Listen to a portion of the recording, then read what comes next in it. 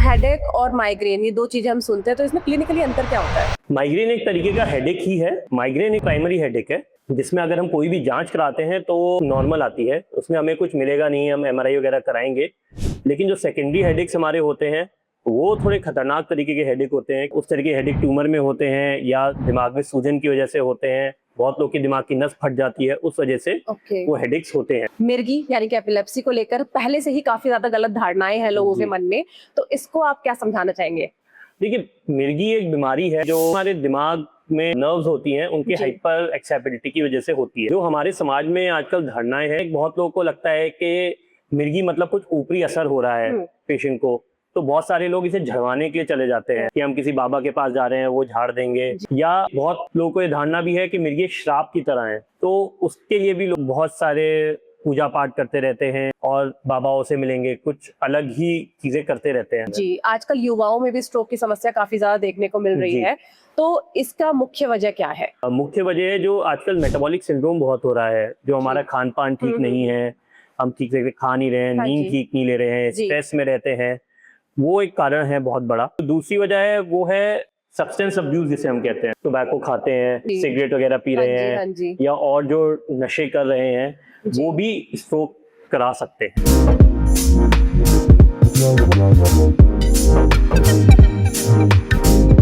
Headache, थकान, stress, हम अक्सर इन्हें इग्नोर कर देते हैं, लेकिन क्या हर हेडेक नॉर्मल होता है या फिर कभी कभी हमारे दिमाग का वार्निंग सिग्नल होता है? आजकल के टाइम में न्यूरोलॉजिकल समस्या यंग लोगों में भी देखने को मिल रही है, लेकिन डेंजर साइन ये है कि हम उन्हें समझ नहीं पा रहे। Hello and welcome back to TGC show. मैं हूं प्रियंका और एक बार फिर हाजिर हूं आपके साथ एक नया एपिसोड, एक नया एक्सपर्टीज और एक नए टॉपिक के साथ।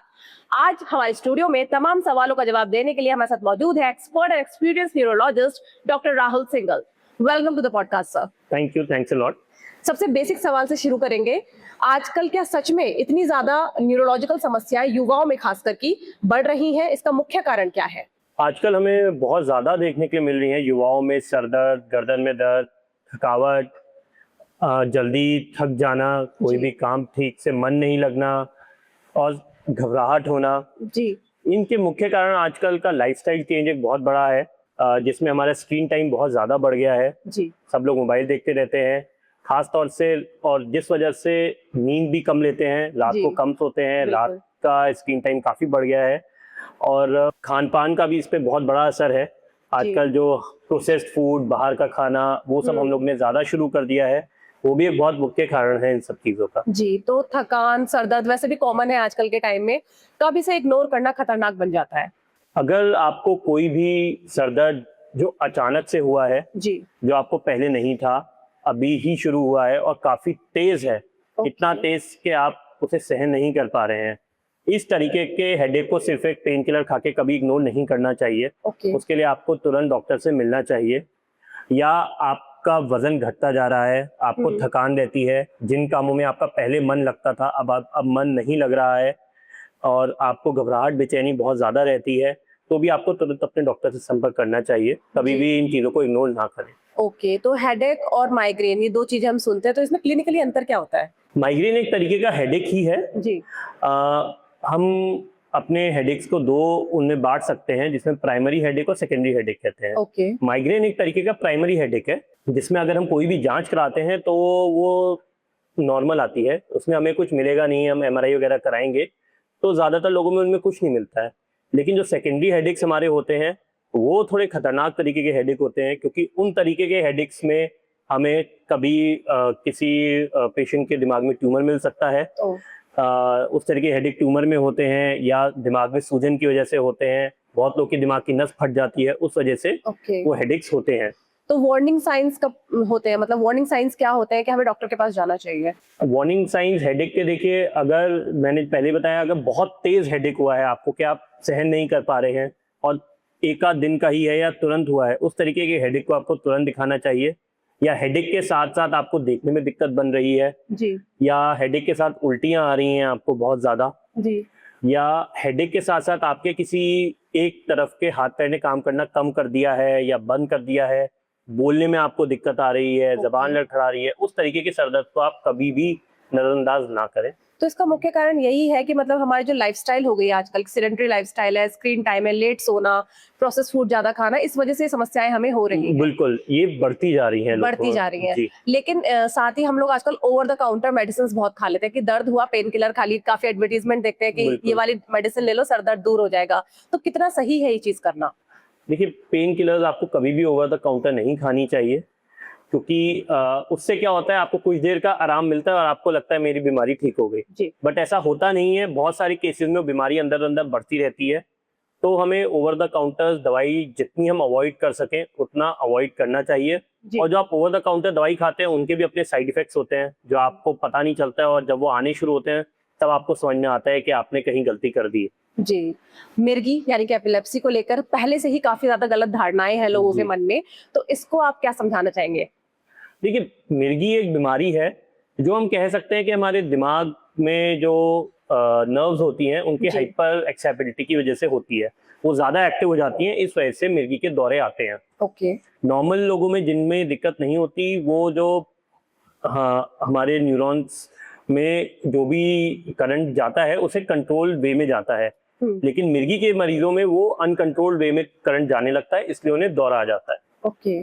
जो हमारे समाज में आजकल धारणाएं हैं तो बहुत हद तक ये है, बहुत लोगों को लगता है कि मिर्गी मतलब कुछ ऊपरी असर हो रहा है पेशेंट को, तो बहुत सारे लोग इसे झड़वाने के लिए चले जाते हैं कि हम किसी बाबा के पास जा रहे हैं, वो झाड़ देंगे तो ठीक हो जाएगा। या उन्हें बहुत लोगों को ये धारणा भी है कि मिर्गी श्राप की तरह है, कि किसी ने श्राप दे दिया है, तो उसके लिए भी लोग बाग बहुत सारे पूजा पाठ करते रहते हैं और बाबाओं से मिलेंगे, कुछ अलग ही चीजें करते रहते हैं। बल्कि ऐसा बिल्कुल नहीं है, ये एक बीमारी होती है और इसका इलाज है, दवाइयों से हम इसे काफी हद तक कंट्रोल कर सकते हैं। और कम से कम 60 से 70% पेशेंट्स हमारे ऐसे हैं जो बिल्कुल ट्रीटमेंट के कोर्स के बाद बिल्कुल इस बीमारी उनकी खत्म हो जाती है। ओके। मतलब अगर पहली बार किसी को मिर्गी का दौरा हमारे सामने पड़ता है तो पहला स्टेप हमें क्या लेना चाहिए? अगर किसी को आपके सामने मिर्गी का दौरा पड़ रहा है तो उसे एक को लिटा देना चाहिए। अगर वो खड़ा है तो उसे चोट लगने के बहुत ज्यादा चांसेस होते हैं, और उसे एक करवट लिटा दें। ओके।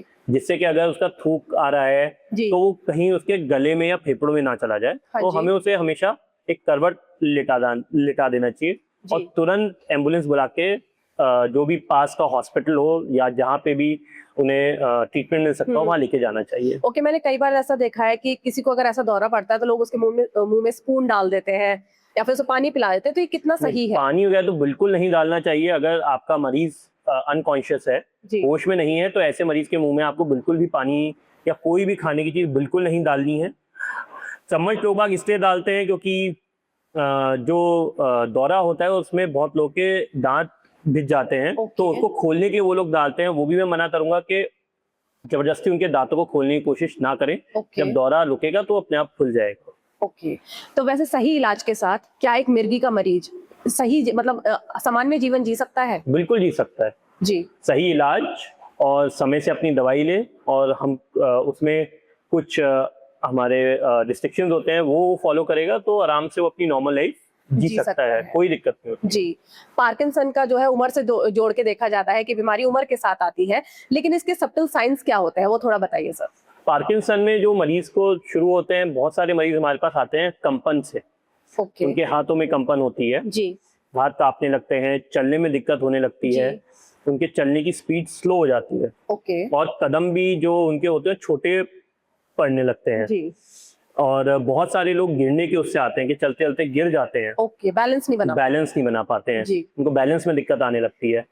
तो ये शुरुआती साइंस कुछ एक पार्किंसन के होते हैं जी। और ये ज्यादातर तो एल्डरली में पाई जाती है, बट कुछ केसेस में यंग लोगों में भी पार्किंसन देखने को मिल रहा है। मतलब न्यूरोलॉजिकल इश्यूज जो है वो यंग लोगों में देखने को मिल रहे हैं। बिल्कुल। तो क्या अर्ली डायग्नोस करके हम इसको कर सकते हैं, मतलब सही कर सकते हैं इस बीमारी को? ये ऐसी बीमारी है जो जड़ से खत्म नहीं होती है। ओके। लेकिन हाँ, जितनी जल्दी हम इसको पहचान लेंगे, इसका इलाज शुरू करेंगे, उतना हम पेशेंट की लाइफ को आसान बना सकते हैं जी।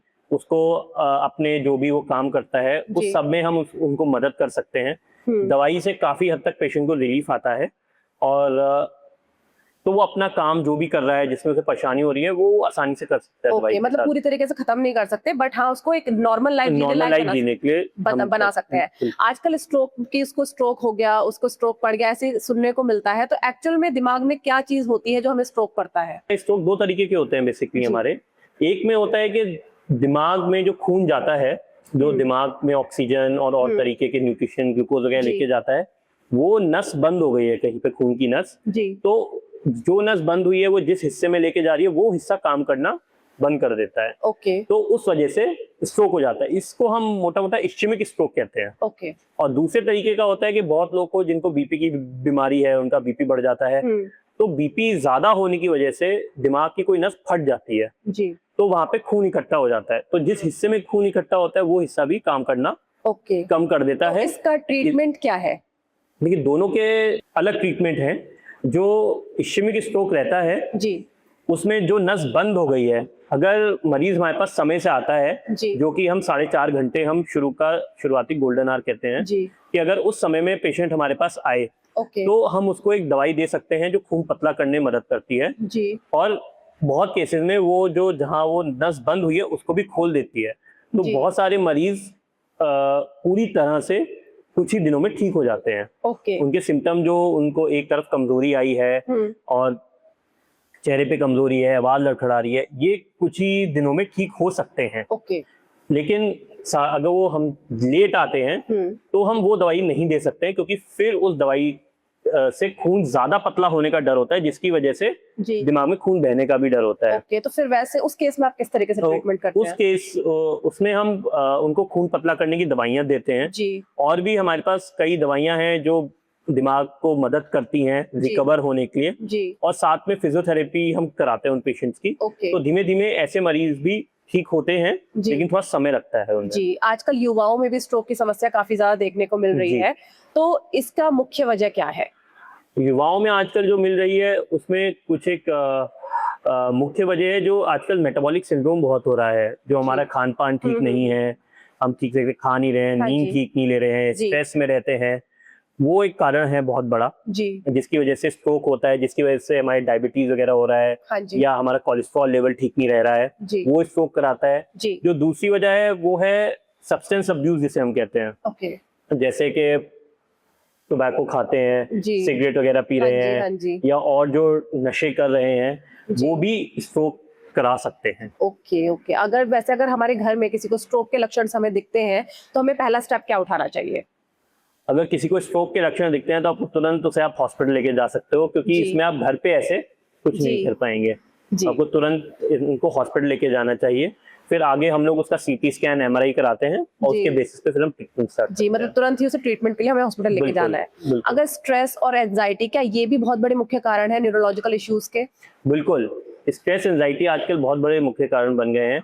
आजकल स्ट्रेस होता है, लोग बाग को नींद नहीं आती है। नींद नहीं आती है तो उनको कमजोरी रहेगी, थकावट रहेगी, जितना एक्टिव उन्हें होना चाहिए वो नहीं होते हैं, उनका दिमाग उस तरीके से काम नहीं करता है, उनका अटेंशन स्पैन कम हो रहा है आजकल, तो उससे लोगों में भूलने की बीमारी भी आ रही है। तो हमें स्ट्रेस से बचना चाहिए। तभी कहते हैं कि अल्जाइमर अब जो है यंग लोगों में भी आ रहा है। बिल्कुल।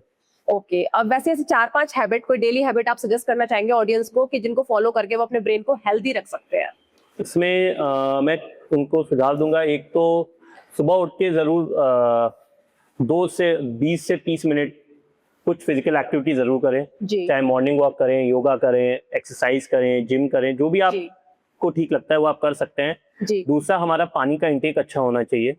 कम से कम 6 से 7-8 गिलास हमें दिन में पानी पीना चाहिए। तीसरा, नींद बहुत जरूरी है।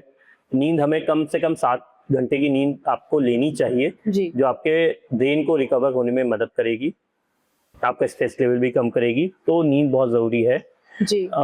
इसके अलावा स्क्रीन टाइम, जो आजकल हम लोग फोन देखते हैं, वो हमें कम से कम करना चाहिए। चाहे कंप्यूटर हो, फोन हो, कुछ भी हो, वो हमें कम से कम करना चाहिए। और सोने से कम 1 से आधा घंटा पहले हमें फोन अपना बिल्कुल बंद कर देना चाहिए। फोन नहीं देखना चाहिए। कई बार हमारे दिमाग में कोई बात बैठ जाती है तो उसको निकालना बड़ा मुश्किल हो जाता है, बार बार हमारे दिमाग में वही चीज आती रहती है, तो उससे हम कैसे डील करना चाहिए? उसके लिए पहले तो जो मैंने आपको अभी बताया कि एक्सरसाइज हमेशा करनी चाहिए। ठीक है, सुबह आप एक्सरसाइज करिए और कोशिश करिए अपने आप को आप व्यस्त रखें, कुछ काम करते रहें, जी। तो उससे थोड़ा मदद मिलती है। और तीसरा, हम दवाइयाँ भी होती हैं इसके लिए, ओके। जो हम दवाइयाँ देते हैं तो वो भी काफी मदद करते हैं जी। पेशेंट को। कुछ एंजाइटी के सिम्टम्स आप बताना चाहेंगे? एंजाइटी के सिम्टम्स होते हैं जैसे कि पेशेंट आपको कहेगा कि उसे अचानक से बैठे बैठे घबराहट शुरू हो जाती है, जी। या वो घर में बैठा है, बाहर किसी ने कुछ जोर से बोल दिया, एकदम से उसे घबराहट हो जाएगी, बेचैनी हो जाएगी। और बहुत लोगों को इसमें हाथ पैर भी कांपने लगते हैं। जी। कुछ कहेंगे उन्हें सांस नहीं आ रही है ठीक से, वो लंबी जी। लंबी सांसें लेने लगते हैं। हाँ जी। तो ये एंजाइटी के मुख्य जो सिम्टम्स होते हैं, जो मैं देखता हूँ। कोई ऐसा वार्निंग साइन जो हमें कभी इग्नोर नहीं करना चाहिए? जो इग्नोर नहीं करना चाहिए, उसमें जैसे मैंने बताया था आपको पहले भी कि बहुत तेज सर दर्द है जी। और साथ में आपको देखने में भी दिक्कत आ रही है, इस चीज को हमें कभी इग्नोर नहीं करना चाहिए। या आपके बहुत लोगों को होता है कि जी हमारे हाथ में कमजोरी आई थी पर वो ठीक हो गई, फिर तो हमने छोड़ दिया। हाँ जी। वो भी आपको कभी इग्नोर नहीं करना है। जी, जैसे हाथ कहते हैं कि मेरा हाथ सो गया, पैर सो गया, ये किस चीज का सिम्टम होता है? ये इससे जैसे हाथ पैर में बहुत लोग कहते हैं हमारी चीटियां चल रही है, झंझनाहट हो रही है, ये सुनपन हो जाती है, ये आपकी नसों में कुछ दिक्कत हो रही है। कई बार ये विटामिन डेफिशिएंसी की वजह से भी होती है, जैसे विटामिन B12 की वजह से काफी देखने को मिलती है हमें की। नहीं तो कुछ बीमारियां हैं जैसे कि डायबिटीज है, डायबिटीज में नसें आपकी खराब होने लगती हैं, तो उसमें मिलता है। कुछ थायराइड के मरीजों में भी हमें ऐसा देखने को मिलता है। और कुछ बीमारियां ऐसी होती हैं जिनमें ये शुरू के सिम्टम होते हैं जो धीमे धीमे करके बढ़ सकते हैं। ओके, मतलब मुझे लगता है काफी क्लैरिटी हमारी ऑडियंस को जो आज की चर्चा से मिल गई होगी। Thank you so much sir for joining us. और मैं यही कहना चाहूंगी कि एक छोटी सी अवेयरनेस जो है किसी इंसान की जिंदगी को बचा सकती है, तो इस पॉडकास्ट को अपने तक मत रखिए, शेयर कीजिए। मैं हूं प्रियंका, फिर मिलूंगी आपसे एक नए एपिसोड में। धन्यवाद।